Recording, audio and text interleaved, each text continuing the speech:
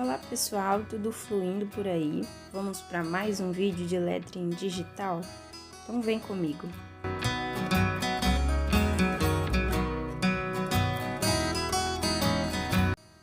Essa arte é num formato A4, então são 2.480 pixels por 3.508 pixels.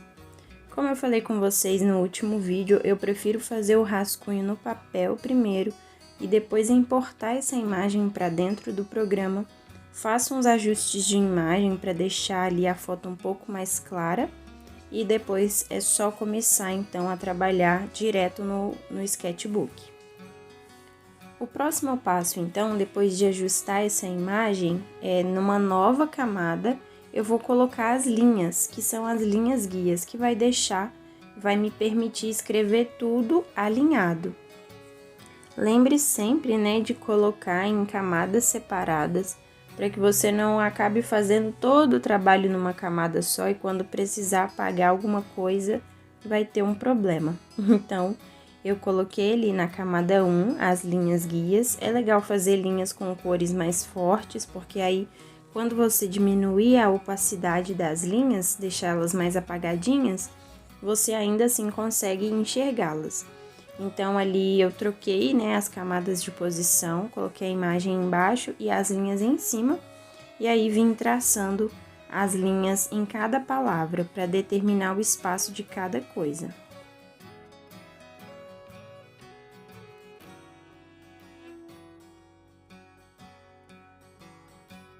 Então, feito isso, agora eu vou renomear as camadas. Tem a camada da imagem, das linhas e agora será a camada do rascunho das letras. Escolhe um pincel que te favoreça, então você pode escolher o pincel de lápis, o pincel monolinha, que é a caneta hidrográfica, o nome do pincel, porque isso vai te facilitar na hora da escrita. Outra coisa que te ajuda muito, mesmo sendo com mesa digitalizadora ou no tablet, é você usar e abusar do zoom. Você aumenta bem ali a sua imagem, que você consegue fazer traços mais certinhos, porque é como se você estivesse aproximando a sua mão, o seu rosto também do papel. Então, você consegue ter uma noção maior daquilo que você está fazendo. E aí, eu escolhi, então, a opção do pincel de lápis e vim traçando. E olha que interessante. Aqui na imagem, vocês veem que as letras, parece que estão desalinhadas. Mas, na verdade, a foto foi feita de um ângulo ruim. Então, quando eu tentei ajustar a imagem aqui na tela, deu uma distorção. Então, com o zoom, eu consigo saber onde exatamente eu tenho que colocar o traço. E as linhas guias também servem para isso, para que todas as letras elas comecem e terminem no mesmo lugar. E a partir daí, então, eu tracei todas as letras e vocês vão acompanhar isso no time-lapse. Bom, antes de vocês assistirem aqui no time-lapse, vou falar para vocês algumas ferramentas que eu sempre uso e que ajudam bastante, né? A primeira ferramenta é a ferramenta de laço e seleção. Você seleciona ali só o que você precisa ajustar, então aqui eu vou selecionar a letra A e vou diminuí-la, ou eu posso aumentar, ou eu posso colocar mais para a direita ou para a esquerda. E aí é só utilizar essa ferramenta do laço, né, que é uma seleção mais livre. Você escolhe qualquer elemento para poder fazer esse ajuste. Então, aí eu usei para diminuir a letra A e colocar ela exatamente dentro das linhas guias. Outra ferramenta que vocês vão ver utilizando bastante aqui é a do traço preditivo, que você ativa ele e você consegue que ele suavize os seus traços. Às vezes, fazendo o desenho na mesa digitalizadora, em que a gente olha para a tela do computador, ao invés de olhar para a mão, a gente acaba desenhando as coisas de uma forma mais torta, né? Então, o traço preditivo, ele é um suavizador de traços e ele vai te ajudar a fazer os traços com maior precisão. Não funciona muito bem quando você quer fazer formas quadradas. Ele suaviza os traços e deixa sempre as bordas arredondadas, ou então linhas retas.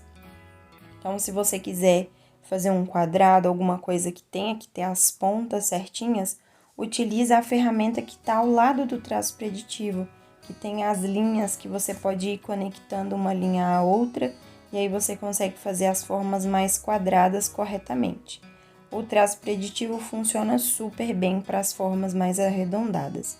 E aí, às vezes, quando você faz um desenho seguido, ele acaba confundindo, como ele fez aqui agora, e fecha um círculo, quando na verdade não é bem isso. Então, faz aos poucos, faz traço por traço, ao invés de tentar fazer tudo de uma vez. E agora acompanhe os desenhos.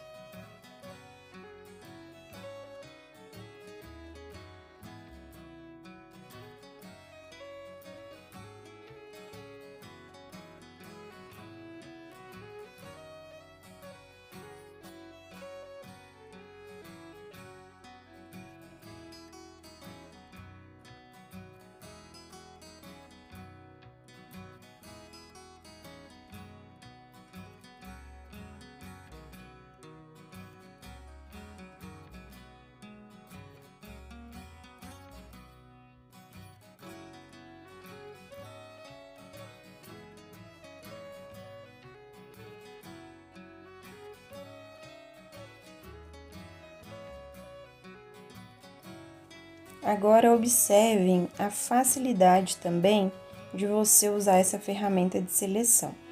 Eu selecionei ali a letra N, a primeira vez, copiei e colei, porque repete as letras, você pode fazer isso. E agora eu copiei e colei a letra N para fazer a letra M. E aí eu mantenho certinho a espessura, né, para ficar tudo igual.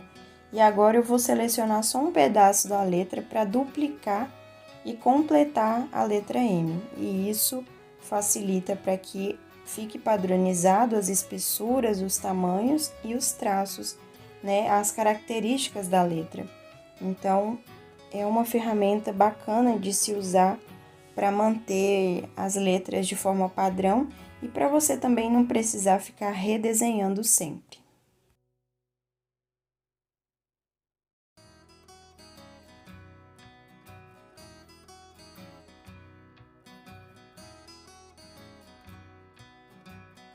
E aí agora, como eu já fiz o rascunho das letras, eu vou fazer o rascunho também dos desenhos.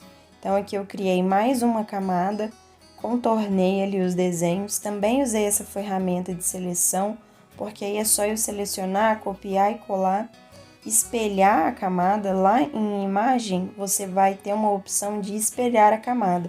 Então eu posso copiar o desenho de um lado, colar e espelhar, para ele ficar exatamente igual do outro lado do desenho, né, da arte como um todo. E aí eu tô agora só ajustando para depois começar a colorir. Bom, depois de ajustar tudo, testei alguns pincéis e aqui na parte de pincéis de aquarela eu tô fazendo um fundo numa outra camada também.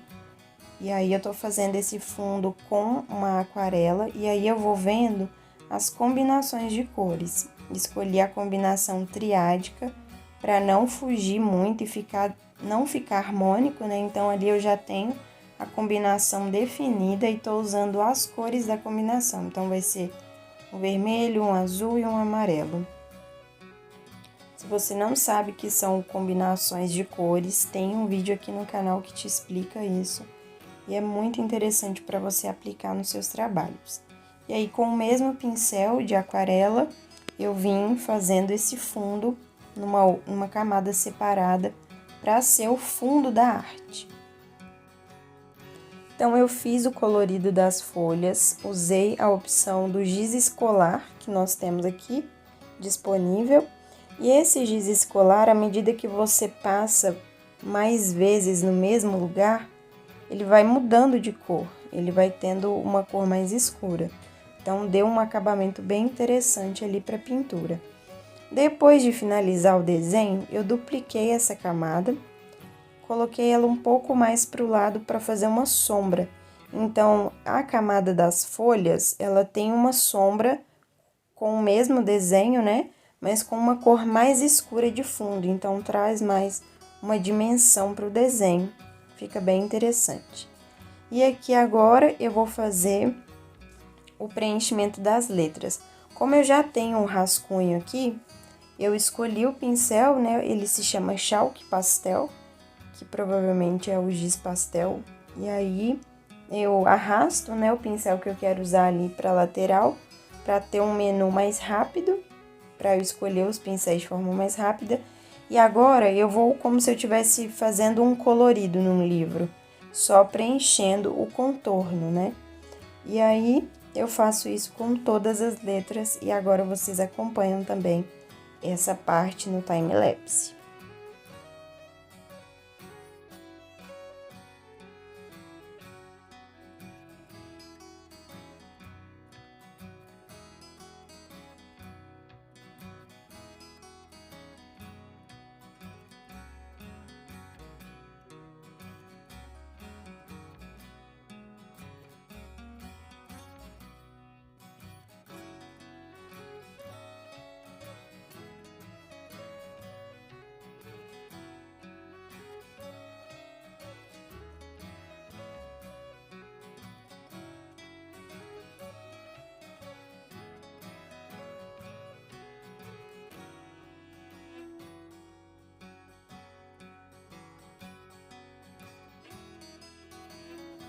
Aqui agora eu já estou na etapa final, alterando cores, ajustando os espaços, colocando as letras nas posições mais corretas ali, né, para ficar um trabalho bem feito. E aí depois é acrescentar os detalhes, gotinhas, enfim, círculos, tudo que pode compor os espaços que às vezes ainda ficam sobrando, né, como esse espaço ali no front do confrontamos. O espaço ia ficar grande por causa da letra F e da letra T, então tem que pensar nessas coisas. Sempre assina o seu trabalho e ali na opção plano de fundo você pode ir testando também as cores que fica melhor. Sempre salve o seu arquivo no modo TIFF, que é para você continuar vendo essas camadas, para poder alterar, se for necessário, alterar alguma coisa. E se você clicar nesse olhozinho e parar de visualizar o fundo, você vai conseguir salvar em PNG uma imagem já sem o fundo, que você pode usar em outros lugares. Eu dupliquei também a camada de texto para fazer uma sombra nas letras, assim como eu fiz nas folhas. E aí, você pode salvar também em PNG com fundo, sem o fundo, eliminar alguma coisa, por exemplo, tirar as folhas ou tirar o fundo de aquarela e salvar assim. Então, sempre salva nesses dois formatos de arquivo, PNG e TIFF. E o resultado final ficou assim, eu espero que tenham gostado. Um beijo, até o próximo vídeo, clique em gostei e compartilhe. Tchau!